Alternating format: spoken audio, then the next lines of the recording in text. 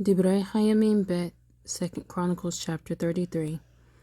Manasseh was 12 years old when he began to reign, and he reigned 55 years in Jerusalem. But he did evil in the eyes of Yah, according to the abominations of the nations whom Yah dispossessed from before the children of Israel. For again he rebuilt their high places, which Hizkiah, his father, had broken down, and raised up slaughter places for the Baals, and made Asherim, and bowed himself to all the hosts of the heavens, and served them. And he built slaughter places in the house of Yah, of which Yah had said, In Jerusalem is my name forever. And he built slaughter places for all the hosts of the heavens in the 2 courtyards of the house of Yah.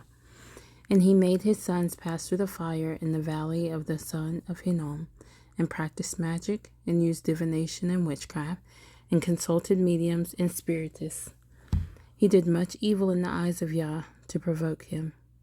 And he placed a carved image of the idol which he had made in the house of Elohim, of which Elohim had said to David and to Shlomo his son, In this house and in Jerusalem, which I have chosen out of all the tribes of Israel, I put my name forever. And no more shall I remove the foot of Israel from the soil which I have appointed for your fathers, only if they guard to do all that I have commanded them, according to all the Torah and the laws and the right rulings by the hand of Moshe. Thus Manasseh led Yehudah and the inhabitants of Jerusalem astray, to do more evil than the nations whom Yah had destroyed before the children of Israel. And Yah spoke to Manasseh and to his people, but they did not listen.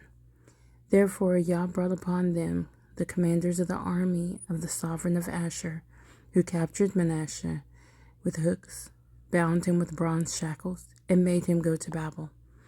And when he was in distress, he sought the face of Yah his Elohim, and humbled himself greatly before the Elohim of his fathers, and prayed to him. And he was moved by his entreaty, and heard his supplication, and brought him back to Jerusalem into his reign. And Manasseh knew that Yah was Elohim.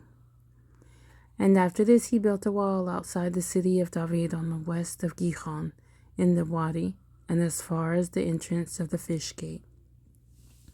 And it went round Ophel, and he made it exceedingly high, and he put army commanders in all the walled cities of Yehudah.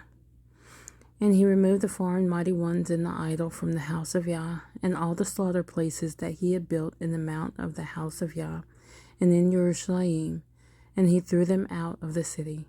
And he built the slaughter place of Yah, and slaughtered slaughterings of peace offerings and thank offerings on it, and ordered Yehudah to serve Yah, Elohim of Israel.